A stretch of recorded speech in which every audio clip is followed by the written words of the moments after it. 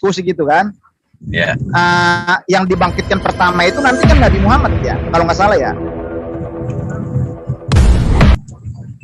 Betul nggak itu, Pak? Ya. Yang dibangkitkan pertama dari semua orang mati. Ya, dari masuk antara semua orang surga pertama itu Rasulullah, tetapi tidak mau sebelum umatnya masuk. Jadi dia memang diperkenankan untuk masuk surga, tetapi tidak mau. Kalau untuk pas kebangkitan, kalau kita membaca Isra Mi'raj itu bahwa sudah ada malaikat, sudah ada Adam, sudah ada Isa, sudah ada Musa, sudah ada di langit ketujuh sudah ada Ibrahim, berarti sudah ada kebangkitan kan? Nah itu yang saya jadi pertanyakan Pak, karena yang saya tahu saya kan orang yang bangkit dari antara orang mati di dalam Al-Quran kan belum ada kan? Tidak disebutkan dalam Al-Quran, cuma memang dalam peristiwa Isra Mi'raj itu diuraikan secara rinci oleh Rasulullah dalam hadis yang panjang, karena kita pernah bahas dengan Ustaz Solihin itu, bahwa nabi-nabi yang ditemui oleh Rasulullah, bahkan Rasulullah mengunjungi surga dan neraka juga sudah ke sana. Begitu. Begini nih, ini yang saya jadi pertanyaan lagi sama Bapak nih. Banyak tanya, pejabat nggak perlu dijawab Bang Hussein. Enggak. Soalnya gini, tadi mengatakan gini, tunggu dulu Bu, sebentar Bu. Tadi Bapak mengatakan bahwa surga dan neraka kan belum diciptakan. Nggak usah dijawab Bang Hussein. Dia kayak gitu di mana-mana. Enggak. Jadi kalau bukankah engkau wahai Muhammad dalam Al-Quran ya, aku tidak menciptakan segala sesuatu. Jadi begitu. Jadi surga dan neraka itu semacam begini. Simbol untuk gambaran orang-orang yang dihukum dan orang-orang yang berikan sesemacam nikmat begitu. Jadi diciptakan apa, yang pasti gambarnya sudah Allah itu tinggal kun fayakun. Artinya sudah dibacakan dalam Al-Quran bahwa ada surga, ada neraka, gitu. Iya, tapi kan tadi kan Bapak tadi kan mengatakan seperti ini. Yang Pak Anu tadi bilang tadi, bukan saya, Pak Abdul Wahab tadi bilang belum diciptakan neraka. Iya, itu yang saya jadi pertanyakan itu. Karena belum diciptakan, tetapi di dalam Isra Mi'raj dikatakan Nabi sendiri sudah melihat neraka dan surga kan? Di dalam Isra Mi'raj Allah bukan melihat Allah, ditampakkan. Bukan masuk ke dalam. Iya, melihatlah, menampak. Kan begini saudaraku, di dalamnya kenapa penduduk neraka kebanyakan wanita kan gitu. Gitu saudaraku Pak Wahab ya. Ya. Sempat Rasulullah bertanya kepada Jibril, wahai Rasulullah, wahai Jibril, kenapa penduduk neraka kebanyakan wanita? Kan gitu. Ya, dijawab. Kemudian kenapa semua pertanyaannya Rasulullah di situ. Tanya jawab. Kenapa yang begini, ada orang di lidahnya, di apa, berbagai macam pertanyaan, dan semuanya menjadi pelajaran buat kita bahwa kita tidak boleh begini, kita tidak boleh begini. Itu pelajaran kan seperti itu. Intinya di situ, jadi pelajaran. Begitu barangkali Pak Wahab dah. Ya gini loh, untuk Allah sendiri untuk menciptakan itu bisa menciptakan, ya bisa menghidupkan itu loh. Ya. Jadi nggak ada yang repot bagi Allah Subhanahu Wa Taala itu. Jadi ketika maunya menciptakan ya kumpayakun ya jadi gitu loh. Iya, itu maksud saya Pak. Memang Allah itu kan memang maha kuasa, maha segala-galanya, tidak ada yang mustahil bagi dia kan gitu kan. Apapun bisa dilakukan sama dia, ya kan? Ya. Hanya kita ini makhluk ciptaannya yang terbatas kemampuan kita, ya kan? Bahkan ciptaan kita pun ya hanya sebatas ciptaan, hanya sementara saja. Kan gitu kan? Ya. Cuma tadi yang saya katakan tadi itu kan kalau memang nabi-nabi sebelumnya sudah Pak Jabat. bangkit. Pak Wajabat. Tuhan Oten seperti itu enggak? Yang seperti Yang mana? Anda pertanyakan. Di Tuhan Oten seperti itu enggak? Yang seperti Anda pertanyakan itu. Dia maha kuasa. Seperti Maha apa segala-galanya. Ya maha segala-galanya. Apa? Tidak ada mustahil bagi dia. Yang tergantung itu gimana Pak Jabat?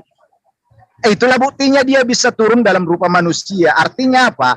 Pada saat di dalam kekristenan ya, pada saat Allah itu turun dalam rupa manusia, dia menjadikan firman-Nya menjadi manusia. Ya kan? Artinya, tunggu dulu. Dogma itu Pak. Ya udah yang lain aja. Tunggu dulu Pak. Artinya gini, pada saat Allah itu menjadikan firman-Nya menjadi manusia dan turun dalam rupa manusia, Allah itu tidak pernah berubah wujud. Dia tetap roh. Itulah roh yang diam di dalam diri Yesus. Makanya pada saat Yesus mati di kayu salib, yang mati itu adalah tubuhnya pada saat Allah itu keluar dari dalam dirinya. Itulah sebabnya nyawanya Yesus tidak ada yang mencabut nyawanya dia. Bang Jabat. Sebelum adanya Yesus itu Memang siapa yang menurut apa itu Yesus, yang menciptakan alam itu siapa? Yang menciptakan alam ini adalah yang Allah sendiri dengan firman-Nya. ya. Allah berarti yang menciptakan memang benar Allah itu. Terus Betul. kenapa kok jadi Yesus? Karena Yesus adalah Allah dan firman-Nya. Jadi berubah namanya dari Allah menjadi Yesus berarti. Memang di dalam Yohanes 17 ayat 6, ayat 11 dan ayat 12 itu memang dikatakan namamu yang telah engkau berikan kepada aku. Artinya apa? Nama Tuhan Yesus itu adalah nama Allah sendiri. Kenapa dia tidak menggunakan nama Tuhan Allah waktu dia turun ke dunia? Karena ada perbedaan. Perbedaannya apa? Pada saat Allah turun ke dunia, dia memiliki wujud rupa yang bisa dilihat oleh mata manusia. Sebagai gambaran dari Allah itu sendiri. Tetapi Allah itu secara mutlak tidak pernah bisa dilihat oleh mata manusia karena Allah itu adalah roh. Seperti itu, Pak. Bang Jabat. Saya kalau begini Bang Jabat. lari ke sana, saya tidak ikut ya. Karena saya tidak. Bang Jabat, boleh saya bertanya? Ya. Silakan lanjutkan saudaraku. Kalau Coba dong terangkan di kekristenan surga itu seperti apa, neraka itu seperti apa. Kayak contohnya tadi tuh Muslim itu sangat menjelaskan detail kan, surga seperti ini, neraka seperti ini. Gimana dengan kekristenan? Biar kita tahu gitu. Ya, yang jelas manusia yang masuk ke dalam neraka, dia kekal di sana. Sekali dia masuk neraka, kekal di sana. Tidak ada yang namanya penyucian dosa di situ.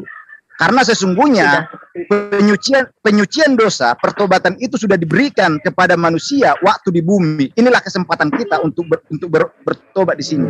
Tetapi setelah melalui kehidupan yang pertama ini, tidak ada lagi yang namanya pengampunan lagi, penyucian lagi tidak ada. Karena apa yang sudah dibangkitkan di dalam kehidupan yang kedua, yang kekal, itu sudah kekal. Makanya sekali masuk neraka, selamanya kekal di neraka. Dan di neraka pun nanti, tubuh manusia itu tidak pernah terbakar. Sedikit pun, bahkan rambutnya tidak pernah terbakar. Karena apa? Karena mereka sudah dibangkitkan dengan tubuh kekekalan, tubuh kemuliaan. Tetapi di dalam neraka, dia akan merasakan panasnya api neraka. Bagaimana ya, panasnya surga itu? Sama neraka itu khusus untuk kekristenan doang, betul? Ya. Surga sama neraka di Kristen khusus untuk kekristenan doang, betul? Jadi gini. Berarti Kristen itu bisa masuk neraka berarti ya? Iya, betul. Memang soalnya saya mengkomparasikan sama di Matius tadi yang Bang Jabat jelaskan waktu pertama itu di Matius 21 sampai 22 itu, Matius 7 21 22 itu, coba lihat. Ya. Kita lihat di situ di Matius 21-nya kan yang bukannya kami bernubuat, bermukjizat, memanggil Tuhan. Ya kan, seperti itu. Nah, kan di situ kami nggak disebut kan. Kami kan orang Muslim kan nggak pernah menuhankan Yesus, apalagi bernubuat demi nama Yesus, kan nggak ada kan. Berarti Muslim selamat dong. Jadi begini sebenarnya. Jadi dibilang kekristenan itu kan kalau kita berbicara agama itu kan bahasa yang digunakan di dunia ini untuk membedakan keyakinan kita masing-masing kan. Kunci kebenaran cuma hanya ada satu, jalan kebenaran dan keselamatan. Apakah jalan kebenaran dan keselamatan itu? Ya, itulah firman Allah itu sendiri. Tetapi karena kita memiliki kitab-kitab yang berbeda, akhirnya keyakinan kita pun berbeda, timbullah nama agama tertentu untuk mengelompokkan agama-agamanya di dunia ini. Itu sebenarnya perbedaannya itu, yang menjadikan itu. Oh, ya udah baik-baiklah Saya dengarkan itu di dalam Bang Kristen Juma, itu Bang kan Juma, kalau mengakui. Bang Juma udah ada itu Bang Juma. Oh ya. Udah kembali. Ya, silakan. Bang Juma aja. Silakan Bang Juma. Baik, makasih ya, sangat menarik ketika saudara Jabat mengatakan bahwa sekali masuk neraka tetap kekal di sana. Lalu bagaimana dengan dalil di dalam kitab Anda yang mengatakan bahwa setiap manusia itu akan digarami dengan api neraka? Ya. Berarti semua manusia kekal di neraka dong ya? Yang mana? Di dalam kitab Markus 5 misalnya. Markus 5 nomor 59 kalau saya tidak salah ingat. Markus 5 ayat? Saya lupa ayatnya, yang jelas dikatakan bahwa saya carikan ntar. Semua biar manusia saya baca dulu, takutnya nanti akan digarami dengan api. Markus 2 apa Markus 5 itu? Markus 9. Markus 9:49. Iya. Kalau bisa tampilkan satu perikop supaya kita tahu bahwa Markus 9 ayat berapa? 49. Sebab setiap orang akan digarami dengan api. Iya. Sebab setiap orang. Artinya kalau neraka itu, setiap orang yang masuk neraka itu kekal di dalamnya, maka siap-siap Kristen kekal di dalam. Itu Bang, Aduh, kalau gagal begini Bang, silakan berasumsi, silakan. Bang, begini Bang. Kalau di dalam ayat 49 itu yang dikatakan, karena setiap orang akan digarami dengan api, ya kan? Itu merujuk kepada, kalau kita baca mulai dari ayat 42 Bang, itu merujuk kepada orang-orang yang menyesatkan Bang. Oh ya? Iya betul. Coba dibaca mulai ayat 42. Iya, silakan. Saya baca ya. Barang siapa menyesatkan salah satu dari anak-anak kecil yang percaya ini, lebih baik baginya jikalau sebuah batu kilangan diikatkan pada lehernya, lalu ia dibuang ke dalam laut. Dan jika tanganmu menyesatkan engkau, penggallah, karena lebih baik engkau masuk ke dalam hidup dengan tangan kudung daripada dengan utuh kedua tanganmu dibuang ke dalam neraka, ke dalam api yang tak terpadamkan. Atau buka kurung, di tempat itu ulatnya tidak akan mati dan apinya tidak akan padam. Dan jika kakimu menyesatkan engkau, penggallah, karena lebih baik engkau masuk ke dalam hidup dengan timpang daripada dengan utuh kedua kakimu dicampakkan ke dalam neraka. Buka kurung, di tempat itu ulatnya tidak akan mati dan apinya tidak akan padam. 40. Dan jika matamu menyesatkan engkau, cungkillah, karena lebih baik engkau masuk ke dalam kerajaan Allah dengan bermata satu daripada dengan bermata dua dicampakkan ke dalam neraka, di mana ulat-ulat bangkai tidak mati dan tidak padam. Karena setiap orang akan digarami dengan api. Garam memang baik, tetapi jika garam menjadi hambar, dengan apakah kamu mengasinkannya? Hendaklah kamu selalu mempunyai garam dalam dirimu dan selalu hidup berdamai yang seorang dengan yang lain. Mana datanya Pak, Bang? Kalau tidak semua orang itu akan masuk digarami oleh api neraka. Ya. Mana dalilnya? Dalil apanya? Ini kan jelas. Karena setiap orang akan digarami dengan api. Api yang dimaksud di sini adalah neraka yang tidak padam. Iya.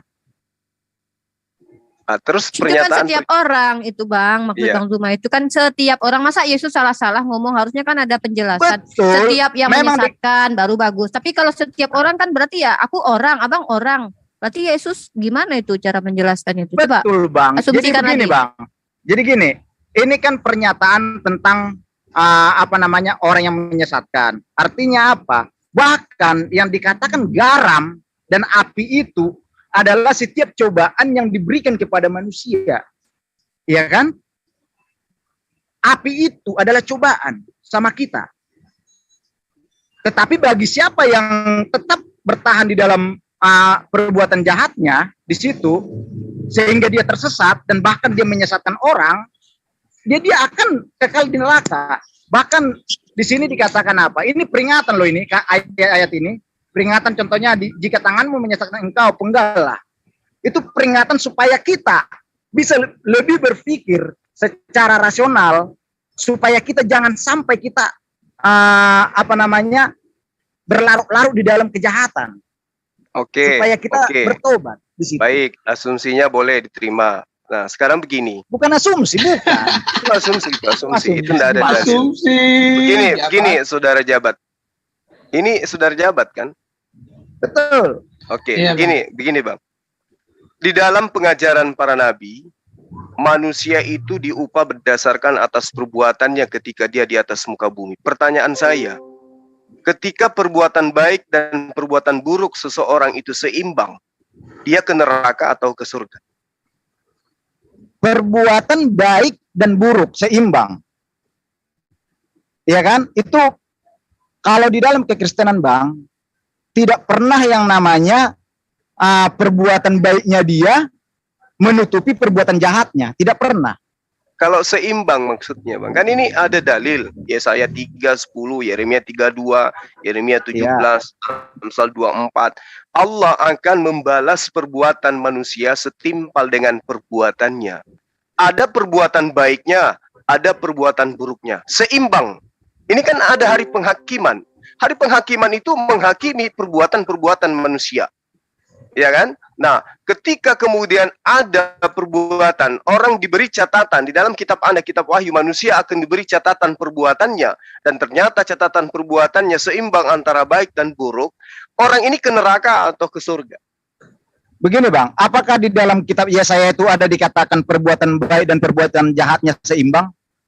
Lah, ini kan dibalas sesuai dengan perbuatan. Orang dalam kehidupannya. Jadi begini Bang. Tunggu, jangan Anda berasumsi. Begini Bang, Bang. Jadi enggak, biar saya jelaskan. Masuk ayat itu Bang, dibalaskan sesuai dengan perbuatan baiknya dan perbuatan jahatnya, ya kan? Iya. Kalau betul. Begini Bang, kalau dia di dalam perbuatan jahatnya dia tidak melakukan pertobatan dan dia tidak menemukan jalan kebenaran, dia akan dibalaskan sesuai dengan perbuatannya, dia masuk neraka kekal di sana. Tetapi Terus bagi orang amalan baik, perbuatan baiknya? Apanya?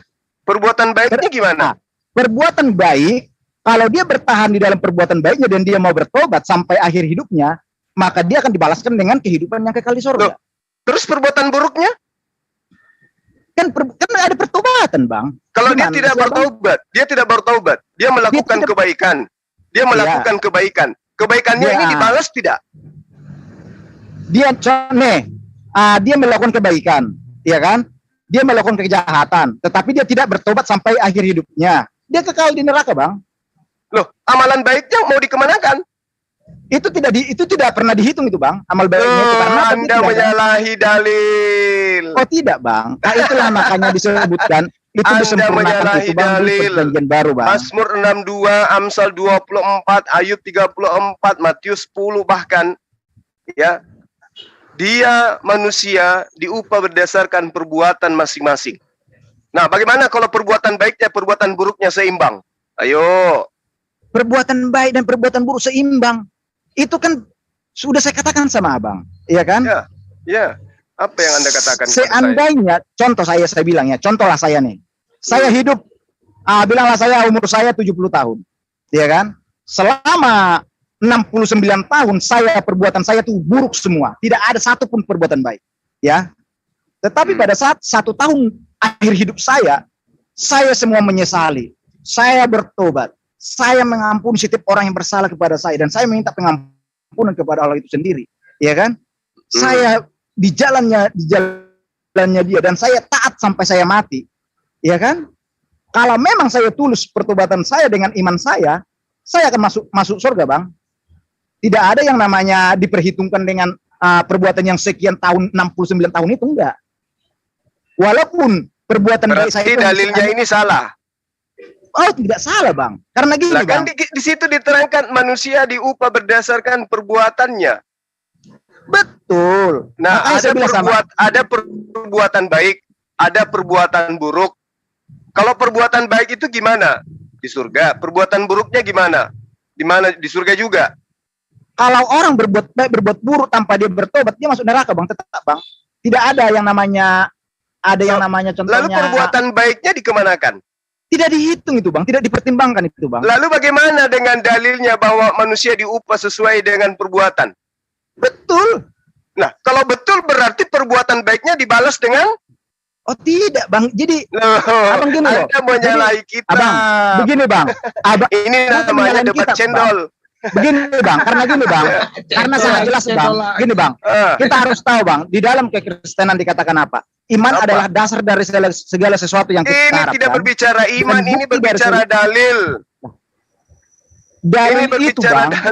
Dalilnya mengatakan, iman, baik perjanjian lama, perjanjian baru, ya, bahwa manusia itu dibalas sesuai dengan perbuatannya masing-masing. Jangan karena Anda alergi terhadap Quran, terhadap ajaran bahwa semua umat Islam akan masuk ke surga, Anda membantah dalil dalam kitab Anda semua. Oh, tidak, Bang. Dalilnya tidak. jelas. Tidak saya bantah itu, Bang. Lalu apa yang Anda katakan bahwa perbuatan baik itu dihilangkan, yang diingat perbuatan buruk saja. Terus dalil yang mengatakan bahwa manusia akan dibalas dengan setimpal dengan hasil perbuatannya. Bang, kan sudah jelas, Bang, yang di Matius yang dikatakan itu, Bang. Bahwa apa? Tidak semua manusia yang datang kepada aku Tuhan, dia bernubuat melalui namanya. Dia mengusir setan melalui namanya, menyembuhkan orang sakit melalui nama. Itu perbuatan baik, bukan? Perbuatan baik. Tetapi mereka yang tetap sampai akhir hidupnya tetap melakukan kejahatan, Yesus berkata apa? Nyala kamu dari hadapanku, sebab aku tidak kejahatan yang dimaksud itu pembuat kejahatan. Kejahatan yang dimaksud itu termasuk menyembah Yesus loh. Oh, tidak. Oh, kenapa tidak? Di mana Anda bisa tunjukkan kepada saya dalil bahwa menyembah Yesus itu adalah kehendak Bapa? Begini, Bang. Ayo. Tunggu. Yesus kan mengatakan tidak semua orang akan masuk ke dalam kerajaan Tuhan, melainkan dia melakukan kehendak Bapa. Nah, menyembah Yesus itu saya katakan itu adalah perbuatan jahat. Apa buktinya? Karena itu tidak masuk dalam susunan kategori kehendak Bapa. Kalau Anda mengatakan menyembah Yesus itu adalah perintah Bapa, tunjukkan di mana perintah Bapa agar manusia menyembah Yesus. Begini, Bang. Ya. Kalau orang Kristen menyembah tubuhnya Yesus, maka dia pasti sesat, Bang. Saya jelaskan itu. Tetapi kalau dia menyembah Yesus yang sebagai Allah, sebagai Tuhan, itu bagaimana ceritanya menyembah Yesus sebagai Allah sementara Yesus itu manusia? Dan karena gini, Bang. Karena begini, Bang. Nama Yesus itu adalah nama Tuhan Allah sendiri. Siapa yang mengatakan itu kepada Anda? Yesus sendiri berkata di dalam Yohanes 17 ayat 6, ayat 11 dan ayat 12. Namamu yang telah engkau berikan kepadaku. Artinya apa? Nama Yesus itu adalah nama Allah sendiri. Di mana diterangkan bahwa nama Allah itu adalah Yesus? Lah, namamu yang telah engkau berikan kepadaku. Ya, di mana Allah mengatakan bahwa Yesus, aku berikan namaku kepadamu Yesus? Di mana diterangkan di dalam perjanjian lama bahwa nama Tuhan itu adalah Yesus? Kan ya ampun sih, Bang Juma. Makanya harus ketahui, Bang. Ya kan? Di dalam perjanjian lama itu hanya ada nubuatan kedatangan Allah ke dunia. Itulah yang dikatakan Mesias. Kata siapa ada nubuatan pencipta langit dan bumi datang ke dunia? Di mana diterangkan di dalam kitabnya orang Yahudi bahwa Tuhan akan datang ke dunia? Banyak itu, Bang. Silakan tunjukkan kepada saya biar kita uji. Ya, sebentar.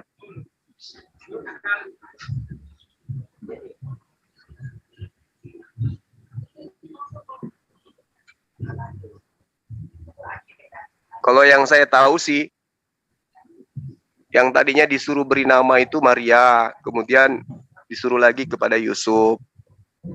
Nama yang dikasih nama Yunani, padahal Yesus itu orang Yahudi. Ini Bang. Ya, silakan tunjukkan. Di dalam Yesaya 48 ya, ayat 15 sampai 17. Ya. Ayat 15 dikatakan apa? Akulah yang menyatakannya dan yang memanggil dia juga.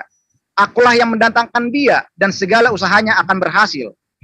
Ayat 16-nya, mendekatlah kepadaku, dengarlah ini.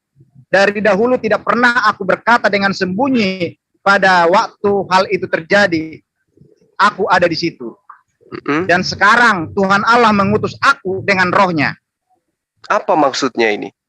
Ya? Mana diterangkan di sini bahwa Tuhan Allah itu tunggu dulu Bang, ayat 17. Beginilah firman Tuhan, penebusmu. Beginilah firman Tuhan. Penebusmu yang maha kudus, Allah Israel. Akulah Tuhan Allahmu yang mengajar engkau tentang apa yang memberi faedah, yang menuntun engkau di jalan yang harus kau tempuh. Terus apa hubungannya Yesus di sini? Jadi manusia, mana itu dalilnya? Ya. Ayat 16 dikatakan Bang. Silakan, asumsi. Ayat 16 dikatakan di situ apa di situ tadi, ya kan? Ya. Tuhan Allah mengutus aku dengan rohnya. Terus siapa yang diutus di sini? Ya kan? Ya, yang diutus adalah firman-Nya yang menjadi manusia, yang diwujudkan dalam rupa manusia. Ini asumsi Anda atau sesuai dengan dan ini ada Allah ini itu adalah roh dan rohnya diutus. Rohnya dia, Allah itulah yang menjadi rohnya Yesus. Rohnya dari firman itu. Ya kan? Kalau Anda mengatakan kalau Anda mengatakan rohnya Yesus itu adalah rohnya Allah itu sendiri, ketika Yesus ada di Sungai Yordan, Yesus mati atau ada roh di dalamnya? Di mana? Waktu dia dibaptis di Yordan.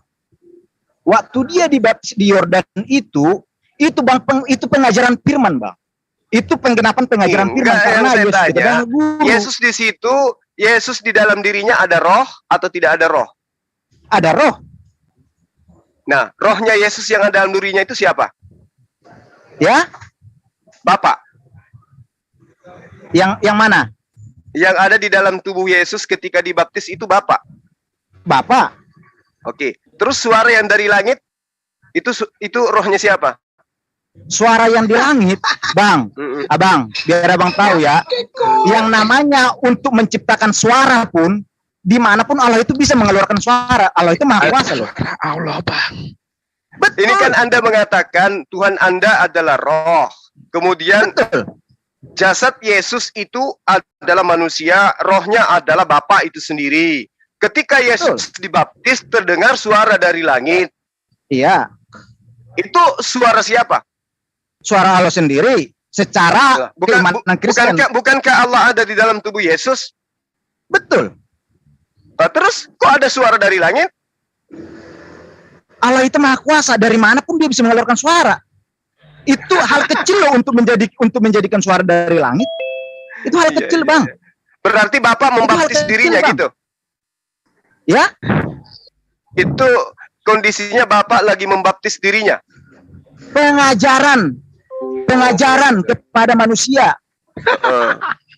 Itu karena apa? Yesus adalah guru. Dia harus mengajarkan. Contoh kalau saya nih, seorang pemimpin. Oke. Ada nggak Yesus mengajarkan? Oke, dia guru. Oke. Ada nggak Yesus mengajarkan menyembah dirinya? Ya.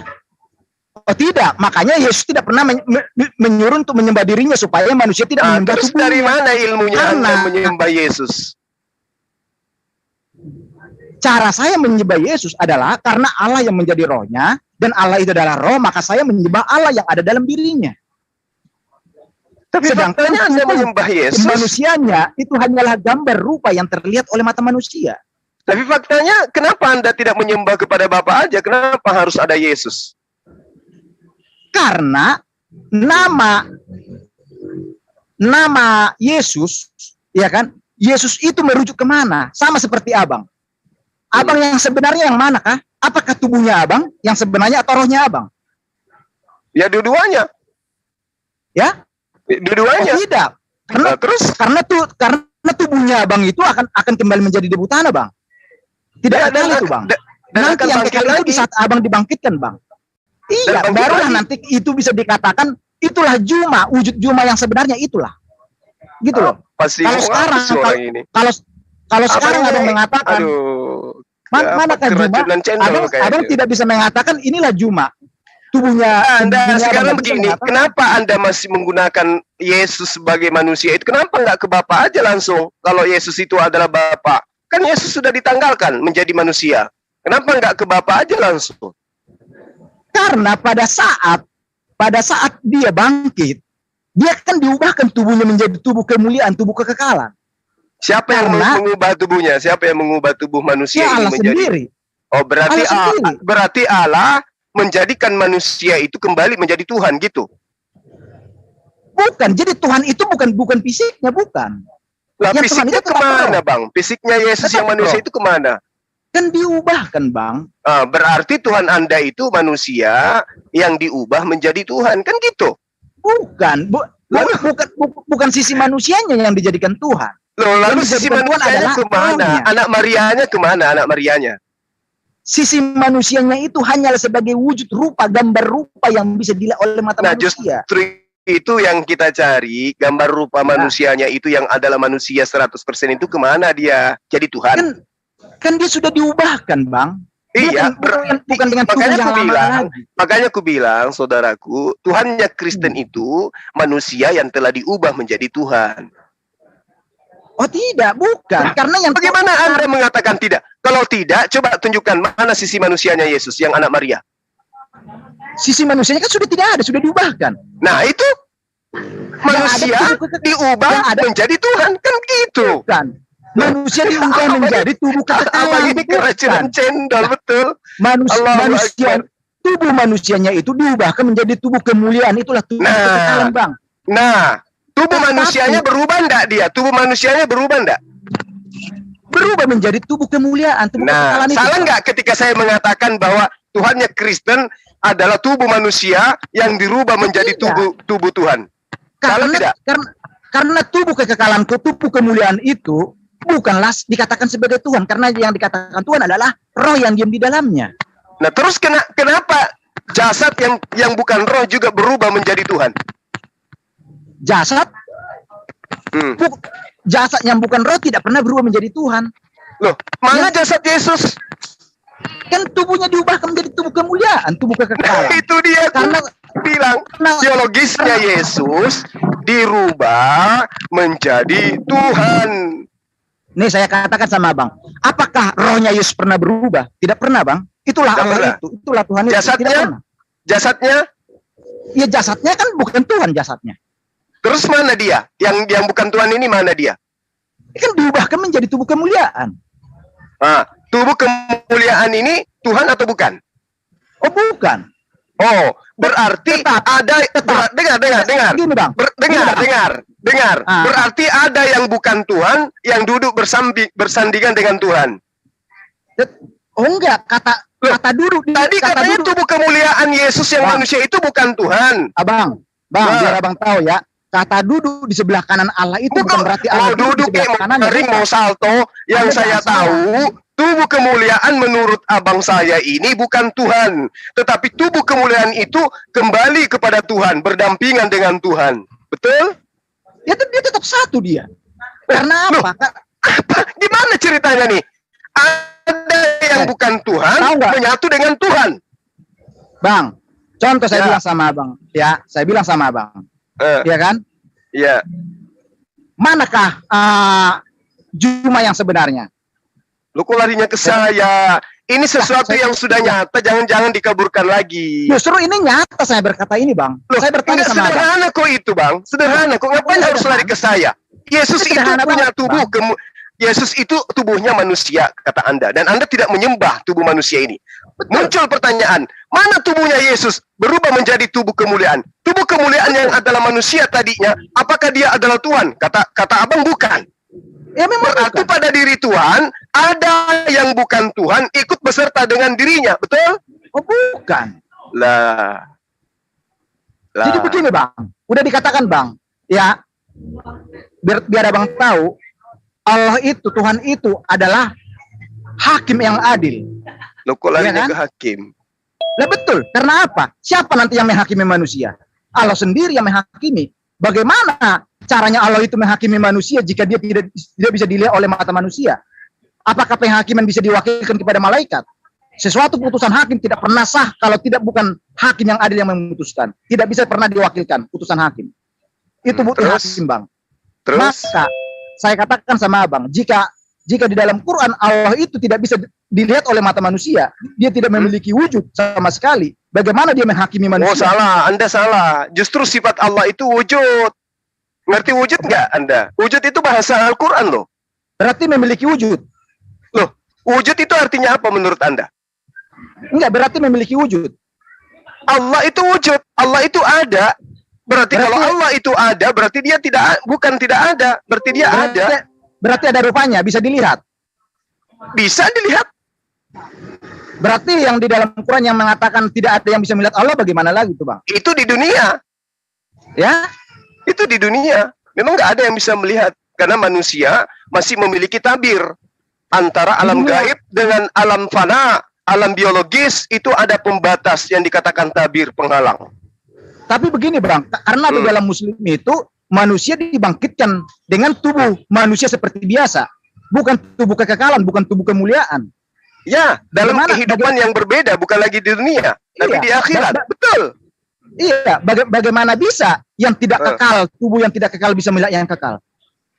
Loh, Anda sendiri bisa melihat Yesus. Betul, karena dia adalah wujud. Nah, yang dikatakan wujud itu di dalam Al-Quran itu artinya ada.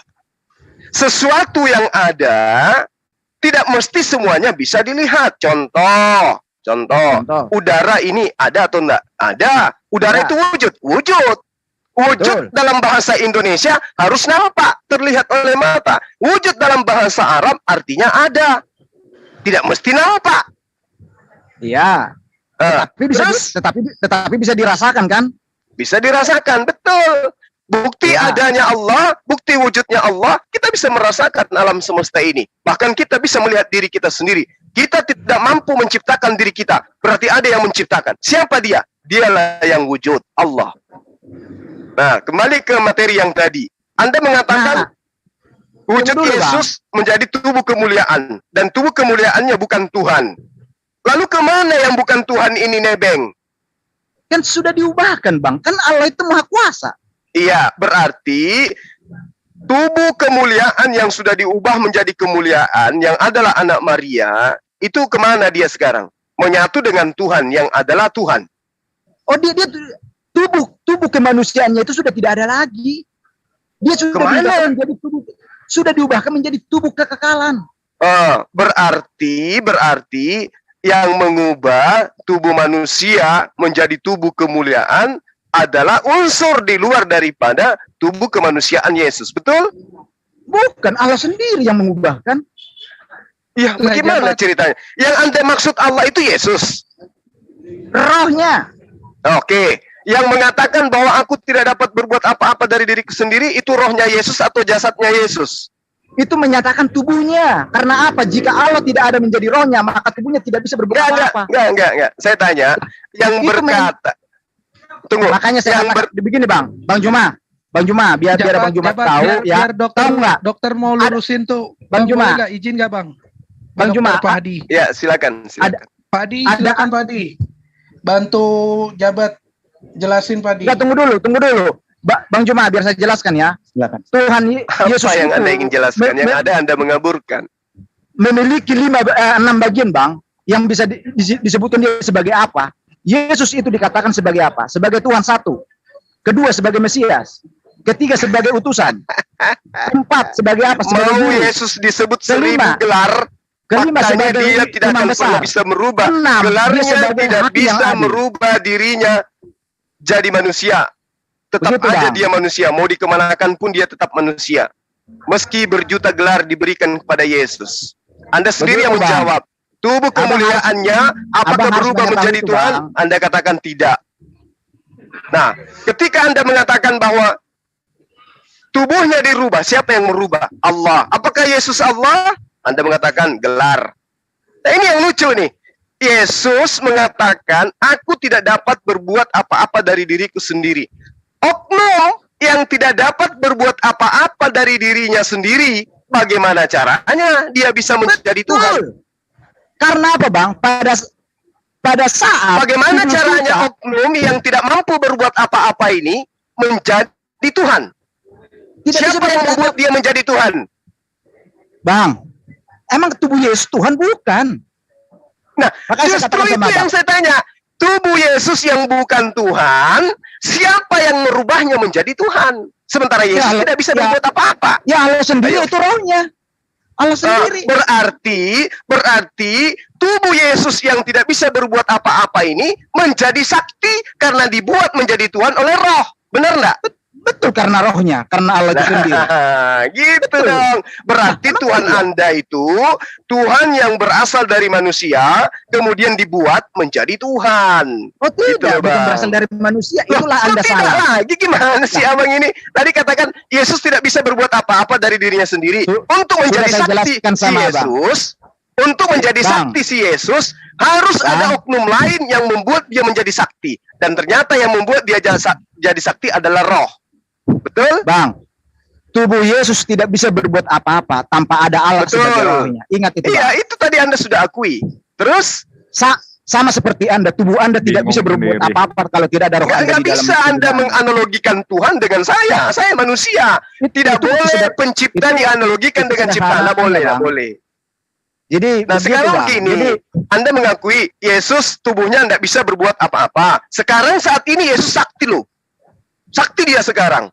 Bahkan dia, Anda katakan dia adalah Allah itu sendiri. Dia Anda katakan Yesus itu adalah nama Tuhan itu sendiri. Berarti yang tadinya tidak bisa berbuat apa-apa menjadi sakti oleh karena ada unsur lain yang membuatnya menjadi sakti. Bukan Yesus yang membuat dirinya sakti, tetapi oknum lain. Kenapa? Karena Yesus mengatakan sekarang, Bang. Waktu Yesus di dunia pun dia sakti, Bang. Dia bisa menghidupkan orang mati, Bang. Dia bisa menyembuhkan orang buta, Bang. Dia bisa apa? Sakti dia, Bang. Sakti. Dia sakti. Nah sekarang yang dimaksud Yesus tidak bisa berbuat apa-apa dari dirinya itu yang mananya? Menyatakan itu supaya manusia tidak menyembah tubuhnya, supaya tidak menjadikan tubuhnya sebagai sesembahan. Karena tubuhnya dia tidak baik. Nah sekarang tubuhnya Yesus sudah jadi sembahan nggak? Ya? Oh tidak. Tidak pernah tubuhnya. Lalu demikian mana tubuhnya? Nah sekarang mana tubuhnya? Tubuhnya kan diubahkan menjadi tubuh kemuliaan sekarang ada di surga. Siapa yang mengubahkan tubuh yang tidak bisa berbuat apa-apa itu menjadi bisa? Ya Allah sendiri, itu rohnya. Oh, berarti yang tidak bisa berbuat apa-apa ini menjadi sakti oleh karena dibuat oleh roh menjadi sakti. Betul? Dibuat oleh Allah, bukan dibuat oleh roh. Betul. Jadi Allah membuat tubuh anak Maria yang ketiduran, yang kelaparan, yang kehausan, yang ketakutan terhadap malaikat ini menjadi sakti oleh karena Allah. Betul? Bahkan yang mengubahkan tubuh kamu nanti, Bang, menjadi tubuh kemuliaan, Bang. Ya Allah sendiri, larinya ke saya, abangku ini. Abang, Kisah Para Rasul 2 nomor 36. Yesus yang manusia itu telah dibuat menjadi Tuhan. Berarti Tuhan Anda itu memang adalah Tuhan lantikan. Dia dilantik menjadi Tuhan. Yang tadinya tidak bisa berbuat apa-apa menjadi sakti oleh karena dia dijadikan menjadi Tuhan. Coba Anda lihat dalam Kisah Para Rasul 2 nomor 36. Dan itu yang Anda imani saat sekarang. Sudah saya jelaskan sama abang tadi. Ya kan? Tuhan yang disebut di dalam diri Yesus itu bukanlah menyatakan tubuhnya. Iya, ngerti saya, Bang. Saya ikuti irama Anda. Nah sekarang tubuhnya ini mana? Tubuhnya itu kan pada saat dia bangkit dan naik ke surga kan tubuhnya diubahkan menjadi tubuh kemuliaan, tubuh kekekalan. Nah, siapa yang mengubahnya? Yaitu Allah sendiri. Nah, berarti betul. Yesus yang manusia diubah menjadi tubuh kemuliaan oleh Allah. Betul? Betul. Karena semua manusia juga nanti diubahkan seperti itu oleh Allah sendiri. Nah, karena itulah aku katakan pada diri Tuhan Anda masih ada unsur manusianya, yaitu yang dirubah menjadi tubuh kemuliaan. Oh tidak, nggak ada lagi unsur kemanusiaannya di situ, Bang. Puter lagi. Tidak ada unsur kemanusiaan di situ, Bang. Kalau sudah tidak ada unsur manusianya, berarti betul yang tadinya cendol telah berubah menjadi tape. Bukan begitu, Bang. Pada saat manusia dibangkitkan, Bang, tidak ada lagi yang namanya unsur kemanusiaan yang berasal dari yang tidak kekal, Bang, di dalam dirinya, Bang. Lalu apa kemudian semua, Bang? Lalu bagaimana dengan pernyataan yang kita lihat tadi di Markus 9 itu? Lebih baik matamu dicungkil satu daripada buta dua-duanya masuk ke neraka. Apakah roh itu butuh mata, biji mata? Itu peringatan, Bang. Itu peringatan, Bang. Astagfirullahaladzim. Apakah roh itu butuh biji mata? Ya? Betul, apakah roh itu butuh biji?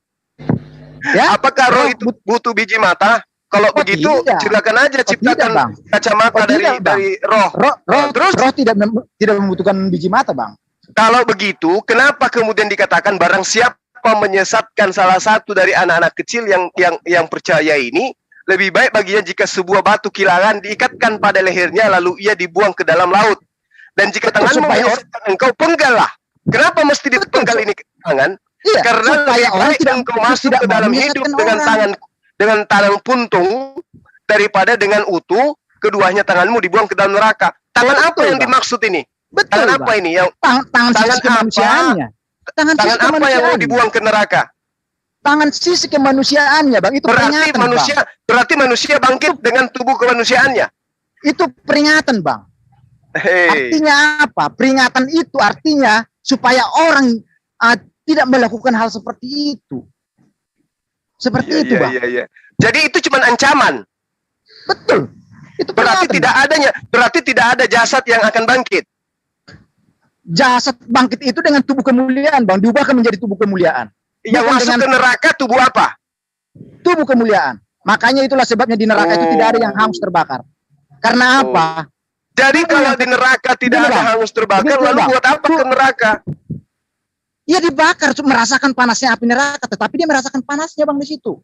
Oh gitu. Jangan salah, Bang. Dia makanya di sana itu berkelok-kelok, Bang. Kayak ulet di situ. Tapi apalah artinya kalau misalnya tubuhnya ternyata tidak merasakan panas?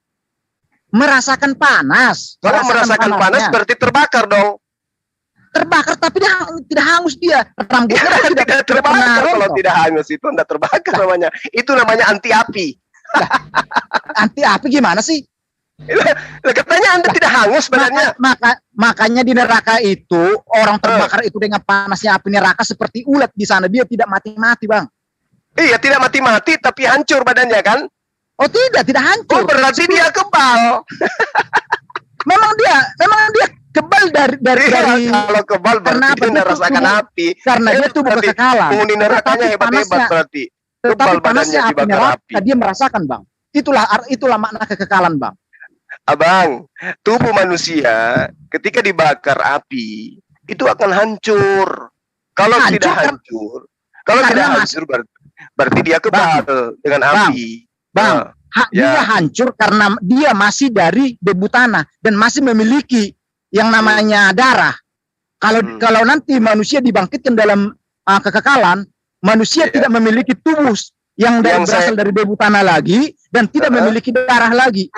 Karena darah adalah kehidupan, napas. Yang saya tahu, neraka itu tempat penyiksaan, tidak ada lagi kematian. Tapi jasad ini masih tetap seperti sekarang. Kalau ada tubuh yang dibuat lebih kuat lagi dengan api ya berarti apalah gunanya api neraka kalau ternyata tubuh telah menjadi mulia. Itulah, Bang.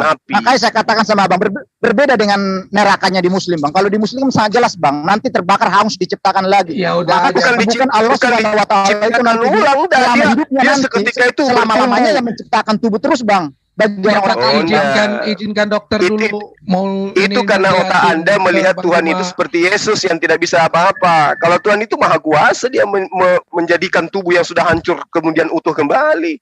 Iya kan diciptakan kan? Iya, makanya aku bilang kesibukan Allah Subhanahu wa taala nanti di sampai selama-lamanya itu Tuhan Anda.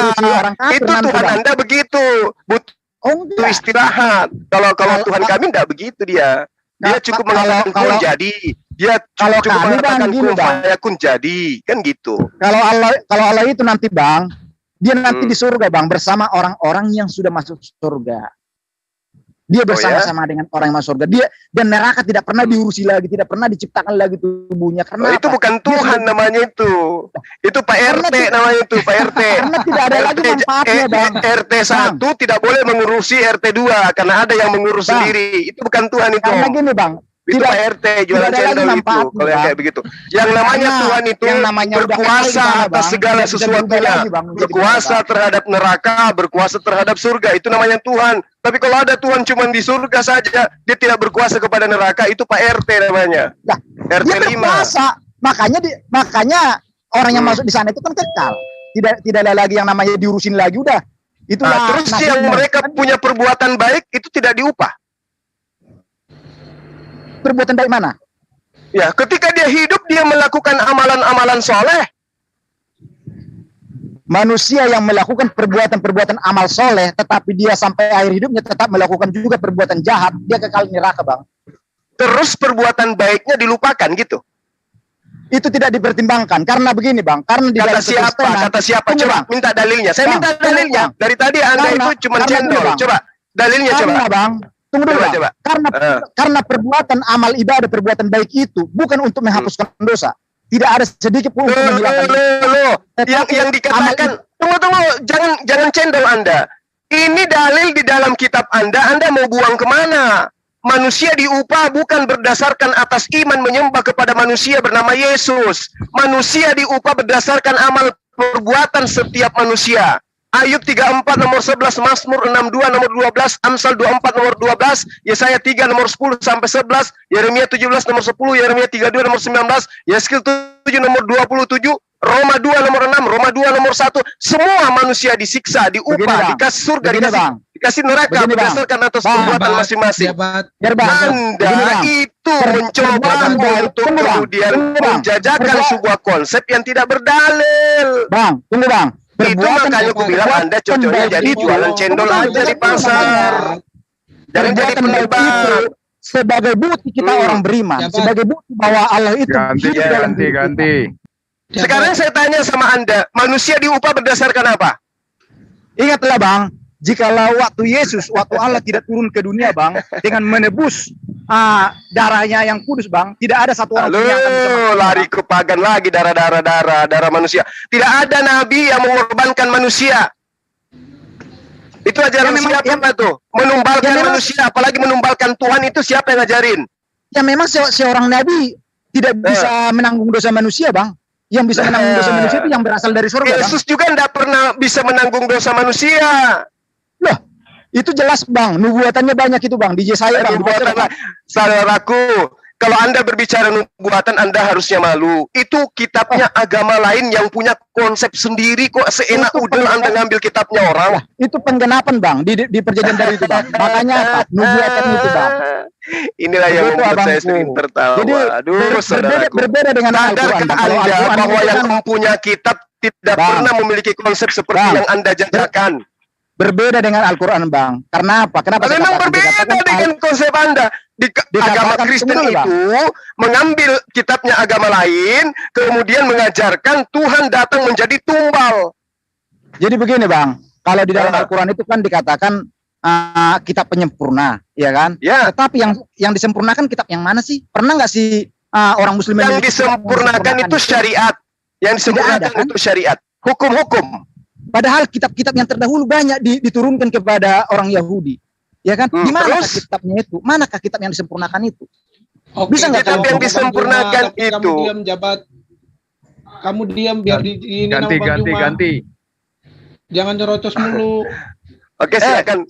Bos, enggak, Bang Juma. Ya. Bang Juma. Ya. Ngomong-ngomong saya udah 1:30 nih, mau ada ini dulu nih, ada acara sama Ustadz Tere nih. Oke, Lale. Oke, saudaraku, thank you. Besok pagi ya, jam 8 ya. Besok pagi jam 8, besok pagi. Iya, ada hari Jumat. Iya. Baik. Saya biasanya sibuk hari ini. Nomornya Abang udah ada sama saya ya. Iya, Jaban. Oke. Saya kirim. Thank you. Iya, hati-hati. Salam damai saudaraku. Iya, sehat selalu Bang Jabar. Terima kasih. Ya, Padi, silakan dilanjutkan Padi, lurusin masalah si Jabat. Baik, tadi terlalu banyak topiknya, jadi nggak tahu aku lagi apa mau dilurusinnya. Jadi topiknya udah lari ke sana kemari. Yang jelas kan ya, kita poinnya udah di berbeda. itu, Bang. Poinnya di manusia diupah berdasarkan perbuatan. Jadi gini, kalau tentang mau masuk surga itu, menurut iman Kristen yang tertulis di Wahyu 20 ayat 11 sampai 15 jelas, orang yang tertulis namanya di kitab kehidupan, maka perbuatannya itulah akan diperhitungkan.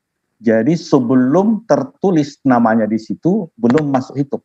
Kemarin saya sama Dr. Husama juga cerita, di Muslim juga, kalau belum mendapat kalimat syahadat, itu belum terhitung jadi Muslim, walaupun dia beragama Muslim, tetapi kira-kira seperti itu. Ada terhitung dia, dihitung amal ibadahnya. Tapi sebelum itu tidak terhitung. Jadi di dalam Kristen berdasarkan ayat Wahyu 20 ayat 11 sampai 15 itu, orang yang percaya yang namanya tertulis di kitab kehidupan, perbuatan baiknya itu diperhitungkan.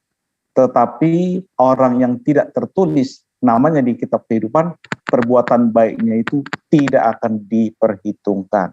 Jadi bukan tadi memang disinggung soal agama, bahwa itu kan untuk agama Kristen. Yesus datang bukan untuk beragama Kristen. Murid-murid Yesus itu tidak disebut beragama Kristen.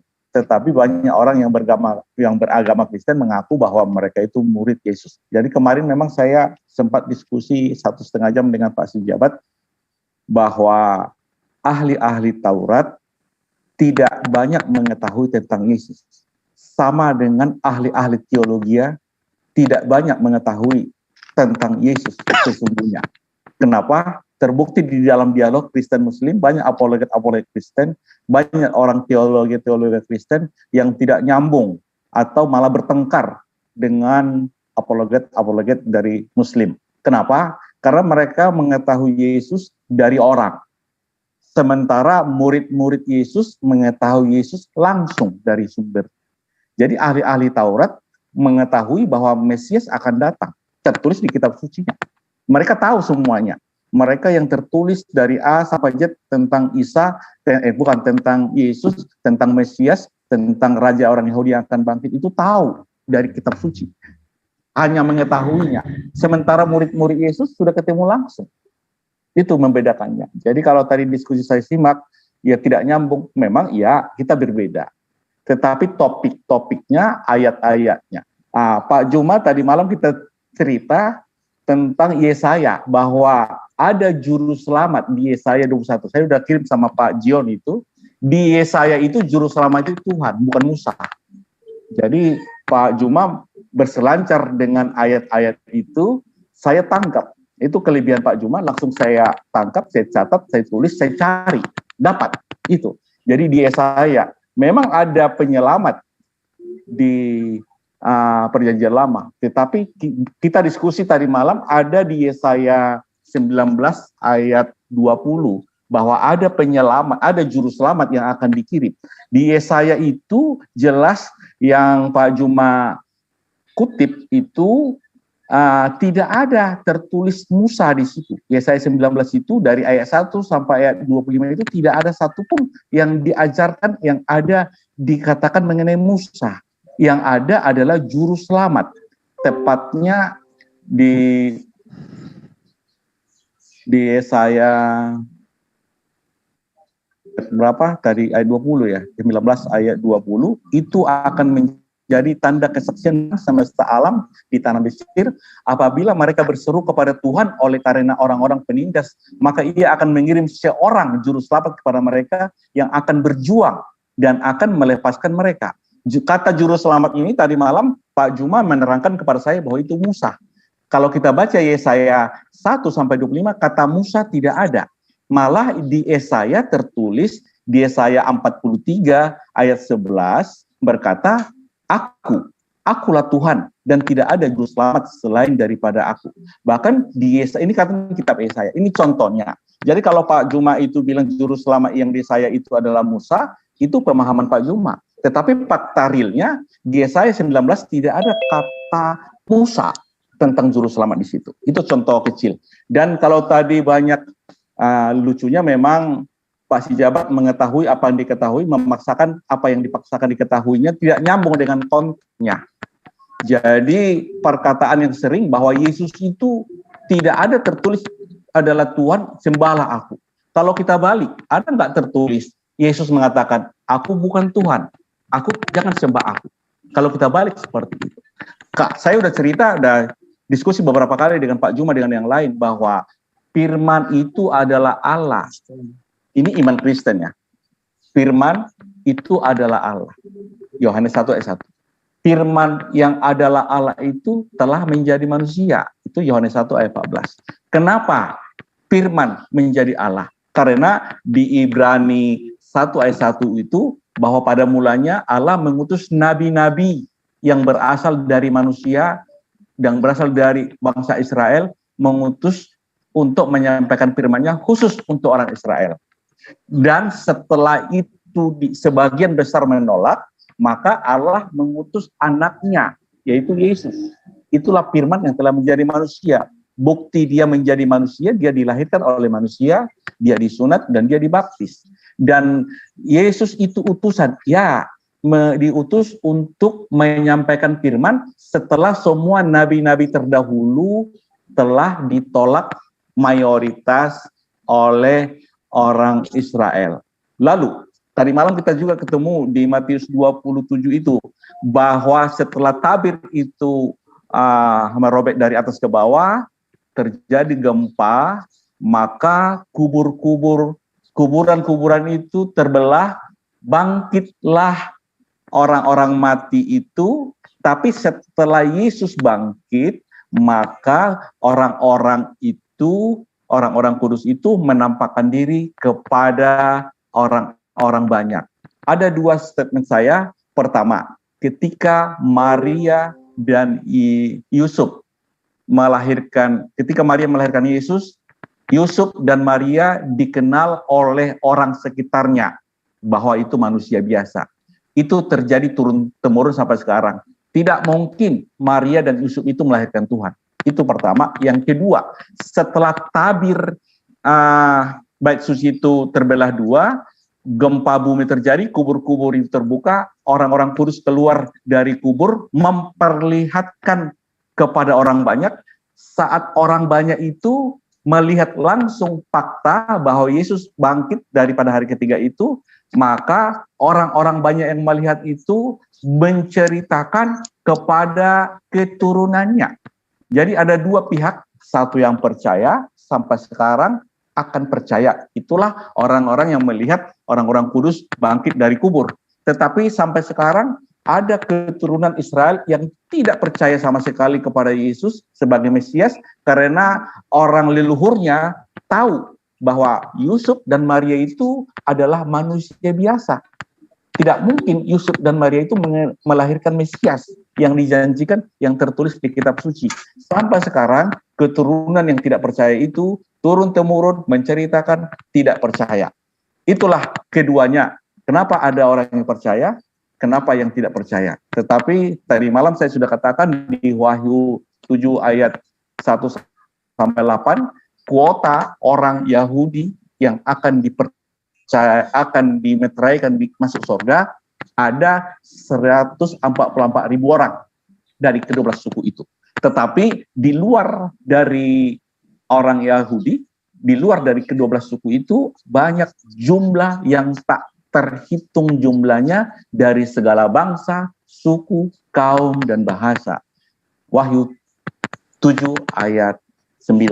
Jadi kalau saya diskusikan ada fakta-fakta, ada tertulis ayat-ayatnya. Itulah Pak Juma. Jadi kalau Pak Juma berselancar dari satu ayat ke ayat lain, belum saya baca ayat itu langsung berselancar lagi ke ayat lain, belum saya simak ayat itu langsung berselancar kepada ayat lain. Akhirnya saya bingung harus menjawab yang mana. Tetapi kalau kita ayat per ayat kita kupas tuntas, maka kita ketemu di sini.